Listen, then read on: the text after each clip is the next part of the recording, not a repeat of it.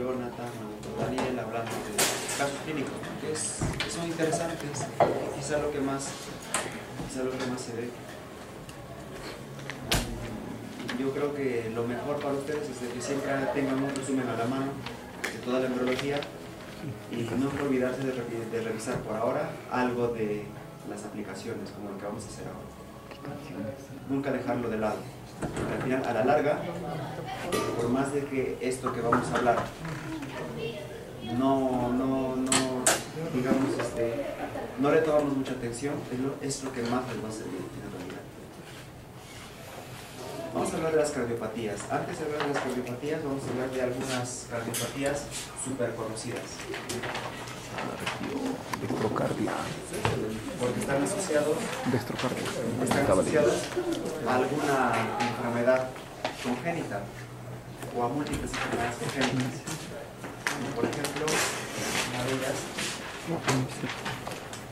es la coartación de aorta. ¿Si recuerdan eso? La coartación de aorta. Nosotros lo habíamos visto cuando hicimos infecciones prenatales. La coartación de aorta se asociaba al síndrome de Turner.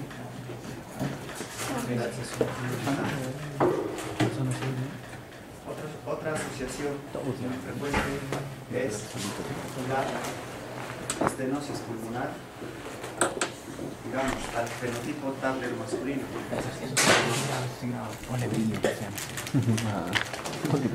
El síndrome de Noonan, por si acaso, es una enfermedad cromosómica, una lesión a nivel del cromosoma 12, que se caracteriza por tener entre tantas manifestaciones una estenosis pulmonar y un pterygium al igual que el Turner. Por eso que digamos, es el Turner masculino, se parece a un Turner, pero es varón. Y puede ser mujer, también lo puede ser, ¿sí? Porque es una enfermedad de un autosoma. Otra de ellas, otra enfermedad muy conocida, es por ejemplo el tronco arterioso común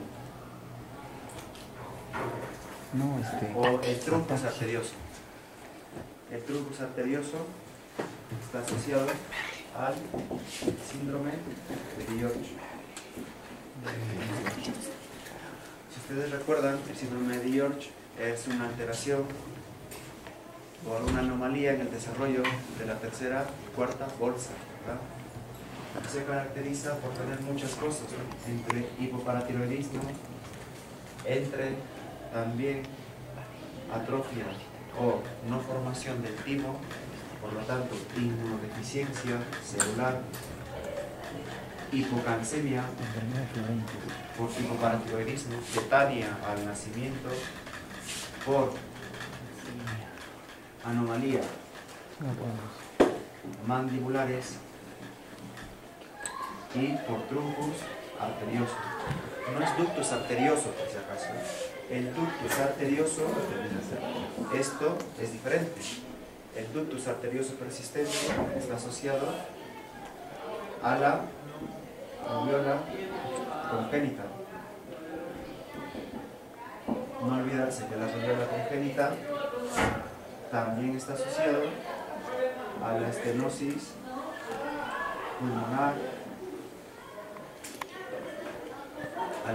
pulmonar, supravalvular y otra enfermedad característica, igualito, con una estenosis pulmonar supravalvular, otra es el síndrome de Williams. El síndrome de Williams es una resistencia a la vitamina D y se caracteriza por una cara de duende,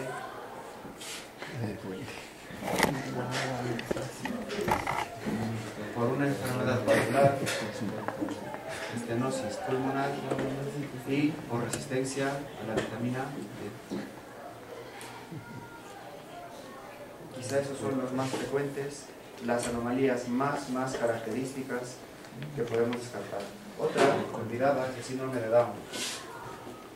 El síndrome de Down en ellos es frecuente que no se desarrollen los conjinetes endocárdicos y por eso tienen canal AV común. Y una forma parcial del canal AV común es el CIA ostium primum. El CIA tipo ostium primum. No olvidarse otra anomalía, el hijo de madre diabética. El hijo de madre diabética, como tiene hiperinsulinismo, la insulina es un factor de crecimiento. Este factor de crecimiento hace que el niño sea macrosómico, que tenga hipoplasia también del colon izquierdo, que tenga anomalías en la columna vertebral, y la anomalía cardíaca más característica del hijo de madre diabética es la hipertrofia del tabique o septo interventricular. Entonces son anomalías frecuentes que siempre hay que tener en cuenta, porque siempre lo preguntan en todos sitios. Alguna vez ustedes van a ver un Down y te van a preguntar cuál es la anomalía más frecuente. Te van a hablar de rubiola y te van a decir qué anomalía cardíaca se produce. Y es lo mínimo que debes saber, lo mínimo, lo más básico. Bueno.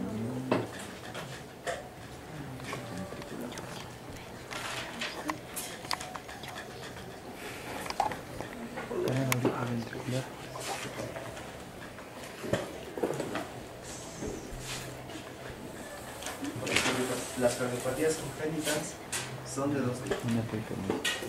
Cardiopatías que tienen cianosis y cardiopatías que no tienen cianosis. Empezamos, cardiopatías acianóticas y cardiopatías cianóticas.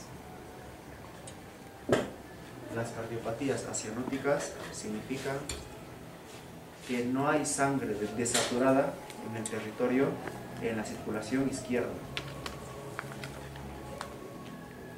Y las cianóticas significa que hay sangre desaturada, o sea, que la circulación derecha se está mezclando con la izquierda. ¿De acuerdo? Las cardiopatías cianóticas se producen en la mayoría de veces porque hay un cortocircuito. Pero este cortocircuito va de izquierda a derecha. En cambio, las cianóticas significa es en la mayoría de veces que hay un cortocircuito de derecha a izquierda. ¿Cómo es eso de derecha a izquierda? En el lado derecho de mi corazón tengo sangre azul, sangre desoxigenada.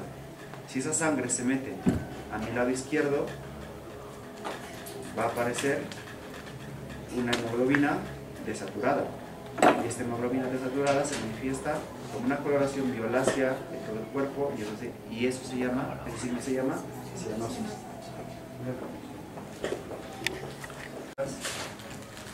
Pueden tener un flujo pulmonar alto o un flujo pulmonar normal.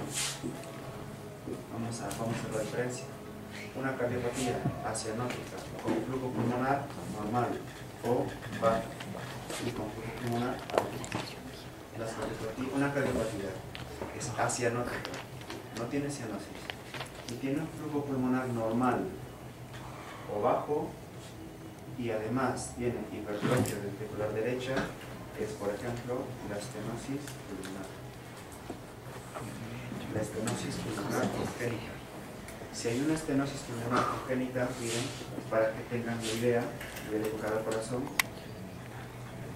este es el corazón, y veo que el ventrículo derecho sale pulmonar. Si esto está estenosado, ¿qué pasa? Si esto está estenosado, el ventrículo derecho se va a hacer bien gordo, se va a hipertrofiar para poder vencer esta resistencia. La resistencia que ofrecen los vasos a los ventrículos se llama poscarga. Entonces, para vencer esta poscarga, el ventrículo derecho tiene que hacerse fuerte. Y eso es una cardiopatía acianótica porque no hay cianosis. En ningún momento hay cianosis, porque no hay una comunicación de sangres. Y el flujo pulmonar, ¿cómo está? ¿Normal o bajo? Está bajo. ¿Está bajo? No, está normal, sea como fuese, el flujo sanguíneo tiene que pasar aquí. Pasará haciendo un ruido, pasará haciendo un soplo, pero lo va a hacer y va a pasar. Entonces el flujo pulmonar está normal o bajo. ¿De acuerdo? Entonces, eso es cuando hay hipertrofia ventricular derecha. Con flujo normal o disminuido y hipertrofia ventricular izquierda, tenemos a la estenosis aórtica. Una estenosis aórtica es lo mismo, sería lo mismo. La aorta sale del ventrículo izquierdo. Si la aorta está estenosada, el ventrículo izquierdo tiene que hacer mucha fuerza. Para que haga mucha fuerza, como necesidad de mucha fuerza, ¿qué pasa? Que se hipertrofia. Tiene hipertrofia ventricular izquierda. Y eso no necesariamente tiene un flujo pulmonar bajo. ¿Por qué pongo el flujo pulmonar? Porque como les voy a explicar en unos instantes, este parámetro es muy importante en todas las cardiopatías congénitas. Muy importante. Otro más sería aquí la coartación de aorta. Una coartación de aorta, ¿qué es la coartación de aorta? Es una estrechez, es una estenosis a nivel de la arteria aorta. Con flujo pulmonar alto y una cardiopatía cianótica, aquí sí vienen los shunts. Estos shunts en realidad pertenecen a este grupo. El shunt izquierda-derecha tiene flujo pulmonar alto. Con hipertrofia ventricular derecha tenemos a la comunicación interauricular hipoostium secundum. ¿Qué es lo que pasa? Que, fíjense, voy a hacer un esquema aquí otra vez, un esquema sencillo. Entonces, ¿qué es lo que pasa? Que aquí tengo mis válvulas, aquí están mis válvulas, mi tabique. Así es. ¿Qué pasa? Que hay un agujero y por este agujero la sangre de la aurícula izquierda pasa a la aurícula derecha. Quiere decir que hay más sangre en las cavidades derechas. Entonces el ventrículo derecho va a inyectar más sangre hacia la arteria pulmonar. Y como inyecta más sangre hacia la arteria pulmonar, que tengo hiperaflujo pulmonar, flujo pulmonar alto. ¿De acuerdo? Y entonces, como el ventrículo derecho le llega demasiada sangre, se hipertrofia y es un hiperflujo pulmonar con hipertrofia ventricular derecha. Con hipertrofia ventricular izquierda tengo alceia hipoostium primum. Ese detalle ya les comento en un instante. Y ahí también tengo al ductus arterioso y al seive. Al ductus arterioso persistente, ese ductus que tenía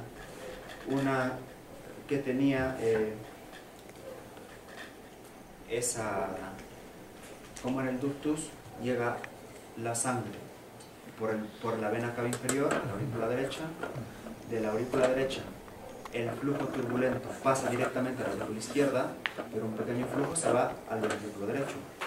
El ventrículo derecho es fuerte en la etapa fetal, porque al ser el pulmón no oxigenado, los vasos pulmonares están vasocontraídos. Eso hace que el feto tenga hipertensión pulmonar. Al tener hipertensión pulmonar, el flujo en el conducto arterioso es de arteria pulmonar a aorta. Cuando recién nacido nace, el flujo se invierte, desde aorta hacia pulmonar. Entonces, por eso es de que el cortocircuito es de izquierda a derecha. No olvidarse del CIB. En el CIB, en la comunicación interventricular, imagínense, acá hay un hueco. En esta comunicación, el más fuerte inicialmente es el ventrículo izquierdo. Y el ventrículo izquierdo no solo va a mandar sangre a la aorta, sino también va a mandar sangre al ventrículo derecho. Así que se va a hipertrofiar en un primer momento, ya que después el ventrículo derecho se va a cansar de tanto hiperaflujo pulmonar y se va a hacer grueso después. Y después le va a ganar el ventrículo derecho.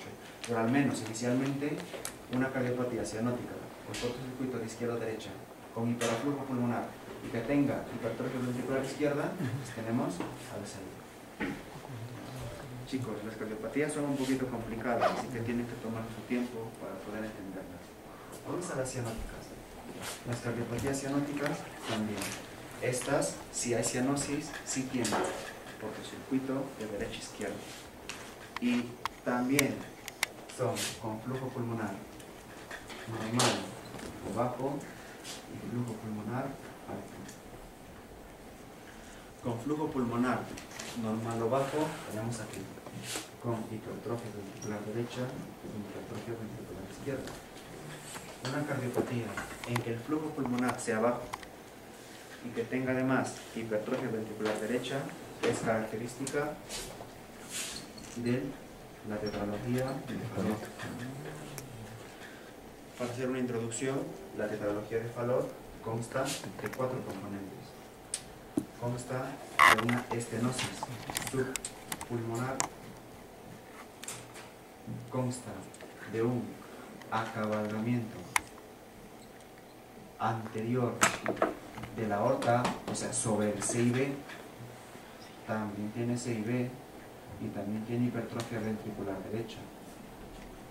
Eso es la tetralogía. Ya cuando lleguemos ahí les hablaré de la pentalogía. La pentalogía de Fallot, hipertrofia ventricular derecha. La pentalogía de Fallot es cuando le agregamos un sello. Y la tetralogía de Fallot es cuando tiene CIA, CIB y hipertrofia ventricular derecha. Nada más. Esto es la biología y todo esto es la pentalogía. En la tetralogía, las 4 componentes son los que les he comentado. El Fallot es uno y el otro es la anomalía de Epstein. La anomalía de Epstein, también llamada atrialización del ventrículo derecho.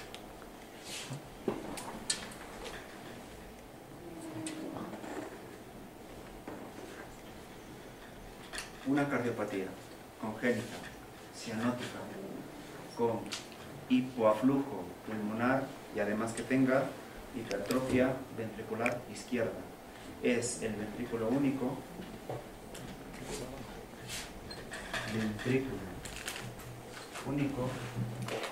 y este usualmente se asocia a atrofia tricuspidea.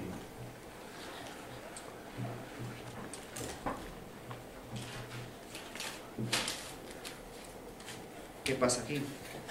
Aquí no hay ventrículo derecho. La única cámara ventricular que existe se comporta como un ventrículo izquierdo. Y de aquí sale solamente. De aquí sale.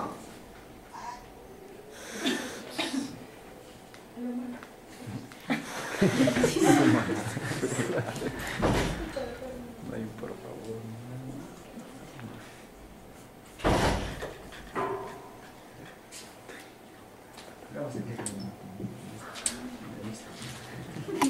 El flujo pulmonar con elevado hiperaflujo pulmonar, con hipertrofia ventricular derecha, con hipertrofia ventricular derecha, una cardiopatía cianótica con hiperaflujo pulmonar e hipertrofia ventricular derecha, ahí tenemos característicamente a la transposición de grandes vasos.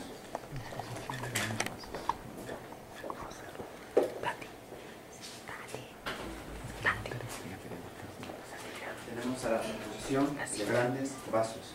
¿De ¿Qué es la transposición de grandes vasos? Es cuando la aorta nace del ventrículo derecho y la pulmonar nace del ventrículo izquierdo. Están al contrario. Eso se llama la dextrotransposición de grandes vasos. Porque hay otra transposición que es la levotransposición, que ya vamos a comentar. ¿De acuerdo? Entonces, la dextrotransposición de grandes vasos tiene hipertrofia ventricular derecha y hiperaflujo pulmonar. Otra causa también es el drenaje venoso anómalo total. El drenaje venoso anómalo total es una anomalía en que las venas pulmonares tienen que drenar a la aurícula izquierda, En este caso drenan en la aurícula derecha. ¿De acuerdo? Y eso es un drenaje venoso anómalo total o parcial. Y para terminar,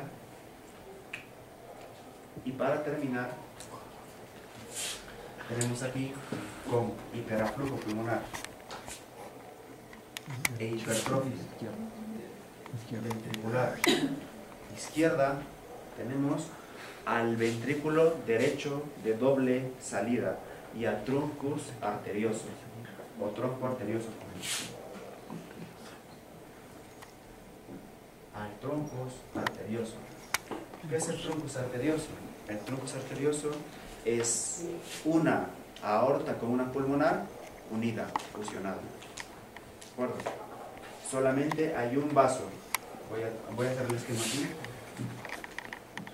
Este es el corazón. Se supone que esto es la aorta y esto es la pulmonar y esto es la aorta, ¿verdad? Eso es así. ¿Qué es lo que pasa en un truncus arterioso? Que este tabique es único. Solamente hay un gran vaso de donde salen la pulmonar y la aorta. Eso es un truncus arterioso. Y como este vaso sale del ventrículo izquierdo y del ventrículo derecho con una superválvula semilunar, una gran válvula semilunar, hipertrofia más al ventrículo izquierdo porque es el que tiene más fuerza. Entonces, este es el esquema inicial. Y de aquí vamos a revisar las cardiopatías. Vamos a usar esta pizarra.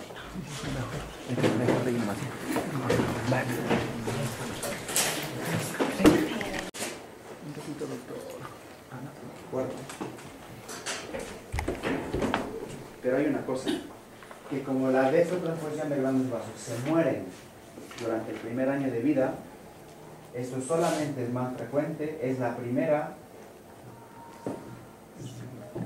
en el primer año de vida. Y a partir del primer año de vida, el más frecuente se falla. No se considera una cardiopatía como tal, pero la anomalía cardiovascular más frecuente es la válvula aórtica difusa. Es la anomalía cardiovascular más frecuente. Pero si digo cardiopatía congénita más frecuente, es el CID, cianótica. Las cianóticas, la transfusión de grandes vasos. Y a partir del año,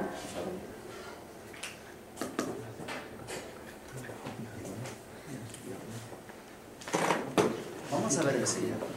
El SEIA son varios tipos. El SEIA, el tipo Ostium primum. El tipo Ostium primum es esto. Voy a dibujar aquí solo las cavidades, a las cavidades arteriales. Aquí tengo al tabique interventricular. Estas son las válvulas auriculoventriculares. Esto es el ostium secundum, perdón, el septum secundum, y este es el septum primum, ¿verdad? Es el septum primum. Entonces, ¿qué es lo que pasa? En el septum primum no hay esto. No hay esto no hay. Y además, ¿cuál es la fisiopatología aquí? Es que lo que pasa es que hay una anomalía en el cojinete endocárdico. Y como hay una anomalía en el cojinete endocárdico, no solamente hay un CIA, se puede tener también un CIB, puede tener una anomalía de las válvulas. En el CIA tipo Ostium primum, lo más frecuente es de que asocie una anomalía del velo anterior de la válvula mitral. Entonces, ¿qué es lo que tiene? Un CIA más ausencia de la valva anterior mitral. Esto condiciona que tenga una comunicación intraauricular más una insuficiencia mitral. Entonces, hay una comunicación intraauricular y hay una insuficiencia mitral. Esta insuficiencia mitral hace que el ventrículo izquierdo, este ventrículo izquierdo, tenga una válvula insuficiente. Al tener una válvula insuficiente, cuando se contrae, cuando hace sístole, no solamente va a eyectar a la aorta, sino también va a eyectar a la aurícula izquierda. Va a haber una regurgitación y un soplo, obviamente. Esta regurgitación va a condicionar una hipertrofia ventricular izquierda. Por eso es que yo comenté cuando puse en la otra imagen, si es que vemos, dice cardiopatía cianótica con flujo pulmonar alto, con hipertrofia ventricular izquierda. Ahí está, el SEIA ostium primo. ¿Sí? ¿Se dan cuenta por qué? La siguiente es el ostium secundum.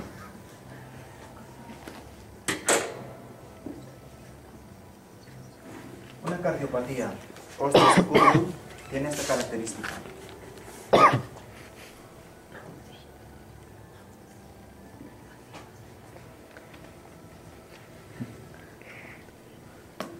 Esto es el primum, está bien, y lo que falta es el de arriba. ¿Dónde está la anomalía? Está más alta, aquí está más baja. Si yo dibujo al tabique interauricular, este es el tabique interauricular, normalmente aquí debería estar el foramen oval, por si acaso.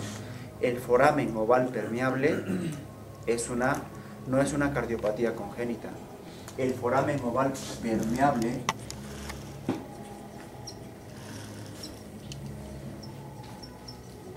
lo pueden tener hasta el 30% de personas. Eso no implica una anomalía, una cardiopatía congénita. Estos son cardiopatías congénitas. El foramen oval permeable no lo es. Miren, si yo tengo un ostium primum, el defecto está aquí debajo. ¿Por qué está aquí debajo? Porque, como se han dado cuenta, el septum primum sale del cojinete endocárdico, así que está bien debajo. Esto es un primum. Si yo tengo un defecto alto, eso es un secundum. ¿Por qué? Porque el septum secundum está más alto. Esto es un secundum. ¿De acuerdo? ¿Qué pasa en el secundum? En el secundum pasa esto. Más fuerte es la aurícula izquierda. Por lo tanto, el shunt, el cortocircuito, es de izquierda a derecha. Entonces, la aurícula derecha va a recibir más flujo sanguíneo y la aurícula izquierda se va a quedar con menos flujo. Esta sobrecarga auricular se va a transmitir al ventrículo derecho y va a haber una sobrecarga ventricular derecha. Y como hay una sobrecarga ventricular derecha, ¿qué va a pasar con el ventrículo derecho? Se va a hipertrofiar. Entonces, de eso va a derivar la hipertrofia ventricular derecha. Y como por aquí debajo está pasando la rama derecha de las de His, hay un bloqueo de rama derecha. Y además, el eje eléctrico del corazón está hacia el lado derecho. A diferencia del ostium primum. En el ostium primum, al haber insuficiencia mitral, ¿qué es lo que se ha hecho gordo? El ventrículo izquierdo. Porque el ventrículo izquierdo, al tener una válvula mitral lesionada, está hipertrofiado. Entonces, típico del ostium primum es la hipertrofia ventricular izquierda, el bloqueo de rama izquierda y el eje eléctrico hacia el lado izquierdo. Y destacar aquí también que hay una insuficiencia mitral. Esto es una forma parcial del llamado canal AV común. El canal AV común es cuando este cojinete no se ha desarrollado nada. ¿Cómo es eso? Miren. Aquí está el cojinete. Del cojinete sale el primum, sale la válvula mitral, sale parte de la válvula tricúspide y sale el septo interventricular. Si esto no hay, miren, voy a borrar esto, no hay, ¿cómo me queda el corazón? El corazón me queda así. Una válvula aquí, ventrículo izquierdo, parte del tabique, otra válvula aquí, ya está. ¿Qué ha pasado?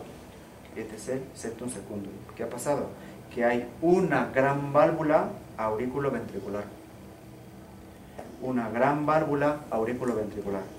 Eso asocia un CIA, asocia un CIB, asocia una válvula AV común, asocia todo eso.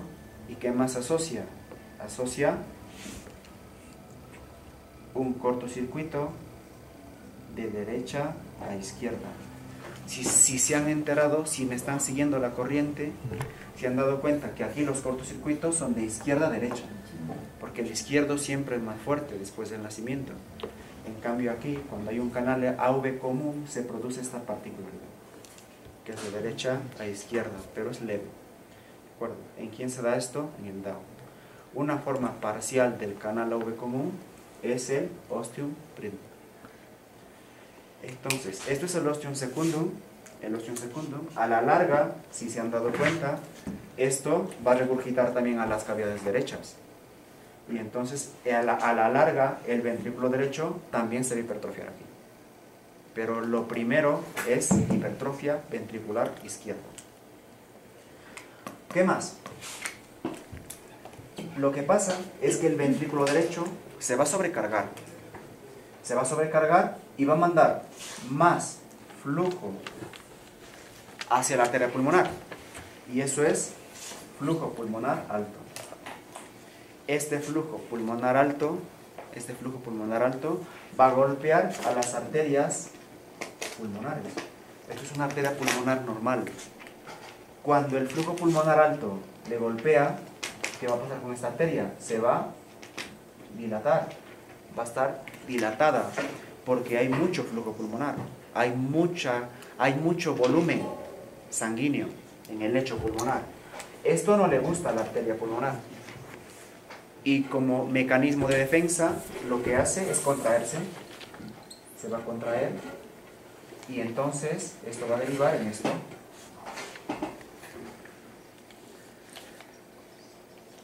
Una arteria pulmonar fibrosada. Una arteria pulmonar con fibrosis y muy contraída.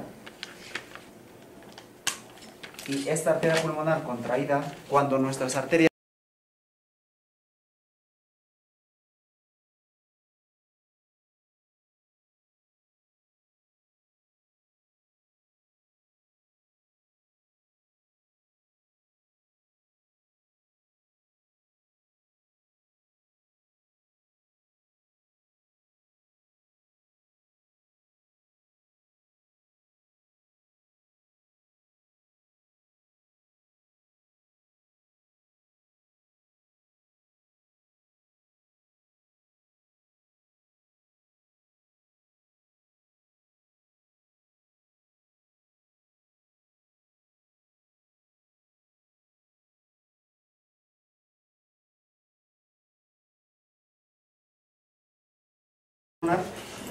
hace que el ventrículo derecho ahora sea más fuerte. Como es más fuerte, el flujo se invierte. Era asianótica, ¿verdad? Era asianótica. Ahora le pasa sangre desoxigenada al lado izquierdo. Esta sangre desoxigenada pasa al lado izquierdo, y el lado izquierdo manda sangre a todo el cuerpo, ¿verdad? Y como manda sangre a todo el cuerpo, va a mandar sangre desoxigenada, sangre azul. Y ahora es una asianótica que se ha convertido en una cianótica. Eso se llama el síndrome de Eisenmenger. Eso se llama el síndrome de Eisenmenger. ¿Qué es el síndrome de Eisenmenger? Es una hipertensión pulmonar que ha hecho que la cardiopatía asianótica sea cianótica. O sea, que el cortocircuito ya no sea de izquierda a derecha, sino sea de derecha a la izquierda. ¿Sí? Así es. ¿De acuerdo? Entonces, eso, ténganlo muy claro. Esto también pasa en el osteoprimor. Y aquí vamos a hablar del tercer tipo, que es el tipo seno venoso. El tipo seno venoso son sellas que se relacionan con la desembocadura de la vena cava superior e inferior. Es seno venoso alto cuando se relaciona con la desembocadura de la vena cava superior, y seno venoso bajo cuando se desarrolla en la desembocadura de la vena cava inferior. Si yo tengo atrás y abajo, es un tipo seno venoso bajo. Y si lo tengo alto, seno venoso alto. El detalle es que este tipo seno venoso es el menos frecuente. Recordar, es el menos frecuente. El más frecuente es el ostium secundum, el más frecuente. Y se asocia a drenaje venoso anómalo pulmonar. Se asocia a eso, ¿de acuerdo? A drenaje venoso anómalo pulmonar. Cada vez que ustedes escuchen una radiografía en guitarra o en cimitarra, significa, o una radiografía donde se mira un oso, es un oso de nieve, están hablando de un drenaje venoso anómalo pulmonar.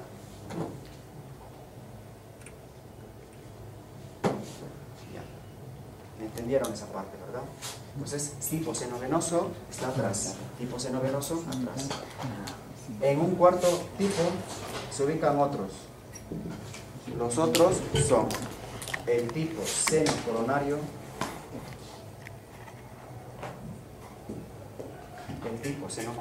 en los cuales hay una comunicación. ¿Dónde drena el seno coronario? En la aurícula derecha, ¿verdad? Ahora, lo que pasa es que hay una comunicación entre la aurícula izquierda y el seno coronario. Y aquí la característica es que todas estas son asianóticas. Aquí lo que pasa es, así como el canal AV común, hay un cortocircuito de derecha e izquierda. Son las excepciones. Aquí puse una excepción y aquí puse otra excepción. Y otro tipo es la aurícula común. En la aurícula común no es lo mismo, todo es una sola aurícula. Todo, miren, es una sola aurícula, porque le falta el primum y el secundum. Eso es. Le falta, es un ostium primum más un ostium secundum. ¿De acuerdo? La edad en la que aparecen los síntomas en un ostium secundum usualmente es una mujer de 20 a 30 años. En un primum esto se manifiesta más precoz, esto se manifiesta de niño. Y el canal AV común, obviamente nadie puede soportar tener este corazón por mucho tiempo. Este se manifiesta en la etapa neonatal. El secundum y el seno venoso se manifiestan en la juventud y adultez. Esta persona puede tener siempre esta característica, siempre puede tener su soplo y de repente nunca haberse dado cuenta. Solamente cuando un día se hace cianótico pasa eso. ¿Cuándo hay Eisenmenger? Por un cociente. Hay Eisenmenger cuando el flujo pulmonar sobre el flujo sistémico es mayor de 1,5. Por eso es de que nuestra clasificación nosotros hicimos con flujo pulmonar. A mayor flujo pulmonar, más se enoja mi arteria pulmonar, más se contrae y produce Eisenmenger. Lo que pasa es que en el Eisenmenger está mal el ventrículo derecho, hay falla ventricular derecha y además hay falla en las arterias pulmonares. O sea que si yo quiero salvarle a este paciente que tiene falla ventricular, su ventrículo ya no vale, ¿qué podría hacer? Pues sacarle su corazón y ponerle otro, ¿verdad? Hacerle un trasplante cardíaco. Pero no me funciona, porque las arterias están tan mal que ya no mejoran, así tengo un corazón nuevo. Entonces aquí la única posibilidad es hacer un trasplante cardiopulmonar en un Eisenmenger. Por eso es lo peligroso y lo peligroso que puede ser dejar evolucionar una cardiopatía asianótica como un sello. ¿Listo? Vamos a revisar aquí el sello.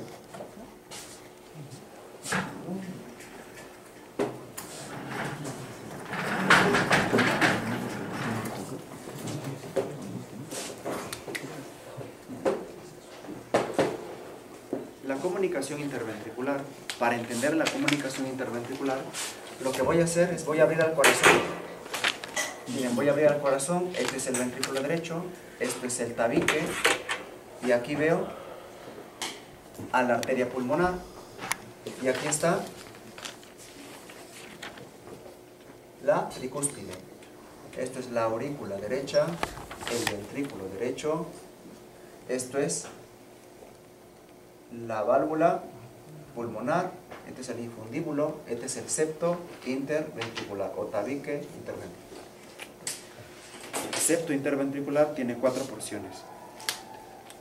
Tiene una porción infundibular, donde el CIB se llamará CIB infundibular o subpulmonar. Los tipos de CIB son el más frecuente, un CIB que aparece a este nivel. Al lado más posterior del infundíbulo, que es el septo, la porción membranosa del CIB. Es el más frecuente. El segundo en frecuencia es la porción muscular. Y la porción muscular tiene dos partes. Una parte apical y trabecular, aquí. Y otra porción que es la porción de entrada. Este es muscular, muscular, muscular, trabecular, muscular, apical. Esto es de entrada. El de entrada también es muscular. Esto es el infundibular y esto es el membranoso. 4 porciones: membranosa, muscular, trabeculada, apical, muscular, de entrada y ¿qué más me falta? La infundibular. Así que el tratamiento, obviamente, no será hacerle una cirugía cardíaca. ¿Qué será? Esperar nada más. ¿De acuerdo? A menos de que tenga mucho flujo pulmonar, mucho hiperflujo pulmonar o tenga falla cardíaca. Ahí sí. Del CIB, recordar esto. Y en el CIB, ¿qué hay? Hipertrofia ventricular izquierda o derecha. Izquierda, ¿no? Ahí está, dice, con flujo pulmonar, dice, alto, más hipertrofia ventricular izquierda, la cardiopatía más frecuente, el C y B. Inicialmente tiene hipertrofia ventricular izquierda y después tiene hipertrofia ventricular derecha. Y después de eso, ¿qué cosa tiene? Un Eysenck-Menger. Después tiene un Eysenck-Menger. ¿De acuerdo? ¿Sí? ¿Vamos bien? Chicos, lo que pasa es que cardiopatía necesita por lo menos 2 horas de clase. Y por eso es que no acabamos, casi nunca. Todos los ciclos pasa lo mismo. Ya, vamos a ver, otra más. ¿Vamos? Estas son cardiopatías que tienen un cortocircuito de izquierda a derecha, las más frecuentes. Ahora vamos a hablar de algunas cardiopatías que tienen un cortocircuito de aorta, de la aorta a cavidades derechas. Cardiopatías que tienen un cortocircuito de aorta a cavidades derechas, si ustedes recuerdan bien, miren, esto es el corazón. Aquí yo tengo, miren, la aorta. Aquí tengo yo a la aorta, ya está, esta es la aorta. Y la aorta tiene sus senos de Valsalva, ¿verdad? Ahí están, los senos de Valsalva. El más débil seno Valsalva de la aorta es el derecho. Y cuando el seno de Valsalva, este seno de Valsalva, se relaciona con el ventrículo derecho. Este seno de Valsalva se enferma y se produce un aneurisma. Eso se llama aneurisma del seno de Valsalva aórtico. Cuando este aneurisma se rompe, pasa, miren, hay un cortocircuito de sangre de la aorta al ventrículo derecho. ¿Y por qué se caracteriza? Por tener dolor precordial y un soplo continuo. Más dolor precordial. Siguiente patología. La fístula coronario derecha. Fístula entre la arteria coronaria y el ventrículo derecho. Siguiente. Que lo que pasa que la arteria coronaria derecha, usualmente, termina directamente en el ventrículo derecho. Como termina directamente en el ventrículo derecho, este ventrículo derecho, como ustedes saben, ahí llegan muchos gérmenes. Está en relación con una arteria. Todo esto es un cortocircuito, como se han dado cuenta, de izquierda a derecha. Es asianótico. Entonces, esto puede dar origen a que esta coronaria esté mal implantada y que el paciente tenga un infarto o tenga trombosis coronaria. Y nada más. Siguiente patología. Origen anómalo de la arteria coronaria izquierda. El origen anómalo de la arteria coronaria izquierda es que la coronaria se debe originar de la aorta, ¿verdad? Esta es una arteria coronaria izquierda que se origina de la arteria pulmonar izquierda. La arteria pulmonar izquierda, como todos saben, ¿qué cosa lleva? Sangre desoxigenada. Y la sangre desoxigenada en la coronaria izquierda es malo, porque la coronaria izquierda irriga al ventrículo izquierdo. Entonces, ¿qué va a pasar con el ventrículo izquierdo? Va a tener un infarto anterolateral del ventrículo izquierdo. Y lo que yo voy a ver en este paciente, este es un niño, es un bebito que nace y se infarta. No es normal, ¿no?, que un bebito nazca y se infarte. Eso no es normal. Lo normal es que se infarte un tío de 60 años, o de 50, ¿no?, o de 40, que fuma y es muy gordo, ¿no? Él no, es un recién nacido y se infarta. ¿De acuerdo? Origen anómalo de la arteria coronaria izquierda. Siguiente, el ductus arterioso persistente.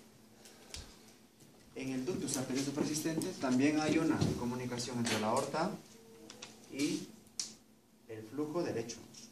Vamos a ver esto. Si ustedes recuerdan bien, esto es la aorta. Esto es la aorta. Y por aquí delante está pasando, ¿qué cosa? El tronco pulmonar, ¿verdad? Ahí está la aorta por detrás. Y aquí está el tronco pulmonar. Y así es. Adelante está la pulmonar y detrás está la aorta.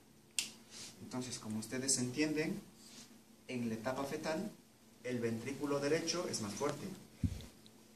En la etapa fetal hay poco oxígeno en el pulmón, ¿verdad? El poco oxígeno en el pulmón lo que ocasiona es vasoconstricción de la arteria pulmonar y de las arteriolas pulmonares. Esto condiciona una hipertensión pulmonar fisiológica. Esta hipertensión pulmonar fisiológica hace que la arteria pulmonar, su presión sea más fuerte que la de la aorta. Así que en un feto normal, ¿qué pasa? Que el flujo por el ductus arterioso devotal sea así. Ustedes han visto en la diapositiva del doctor Lozano cómo la sangre acá estaba media roja, media morada, y aquí está más morada todavía, más violeta, más oscura, a partir del ductus. Este es el ductus. ¿Se dan cuenta? ¿Qué es lo que pasa? Que cuando hemos nacido, el oxígeno en el pulmón sube. Esto no hace vasoconstricción, ahora hace vasodilatación. Esta vasodilatación hace que la presión en la arteria pulmonar baje. Y eso hace que el flujo ahora en un nacido que tiene ductus arterioso persistente sea de aorta a pulmón.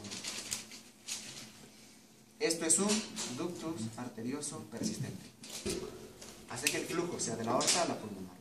¿Por qué no se cierra este ductus? La causa más frecuente es la prematuridad. Un niño pretérmino. Normalmente, cuando este cierre del conducto, son dos tipos de cierre. El cierre del ductus, hay un cierre anatómico y un cierre fisiológico. El cierre fisiológico se da por la caída de la prostaglandina E1. Y el cierre anatómico se da en 3 semanas más o menos, se da de 2 a 3 semanas por la endotelización de este conducto. Y la caída de la prostaglandina justamente se da por la elevación del oxígeno. Si no hay oxígeno, como por ejemplo aquí, una enfermedad, por ejemplo, un síndrome de distrés respiratorio del neonato, hace que tenga el oxígeno poquito. Al tener hipoxemia pulmonar, lo que pasa es de que yo voy a tener elevada mi prostaglandina. Estas prostaglandinas elevadas, y principalmente la E1, van a impedir el cierre. Y esto da origen al ductus arterioso persistente. Aquí, característicamente, en todos ellos hay un soplo cardíaco, como ustedes han visto un poquito en la anatomía. En los otro soplo continuo, aparte del aneurisma roto de seno de Valsalva aórtico derecho, otro soplo continuo es el DAP. Y aquí aparece el soplo continuo de Gibson. Normalmente esto se tiene que cerrar, el cierre de esto es un cierre percutáneo, ¿ya? Y se soluciona. Normalmente esto, miren, ¿qué necesitamos? Prostaglandinas, ¿verdad? Que las prostaglandinas bajen para cerrarse. Entonces, cuando yo tomo antiinflamatorios, por ejemplo, el ibuprofeno, el naproxeno, esas cosas que tomamos muy a seguido, ¿eso qué hacen? Bajan prostaglandinas. Si eso le doy al bebito, se cierra el ductus. Hay algunas ocasiones, como por ejemplo en la dextrotransposición de grandes vasos, que necesito este ductus, si no el bebito se muere. Muchachos, ¿saben qué? Es muy tarde.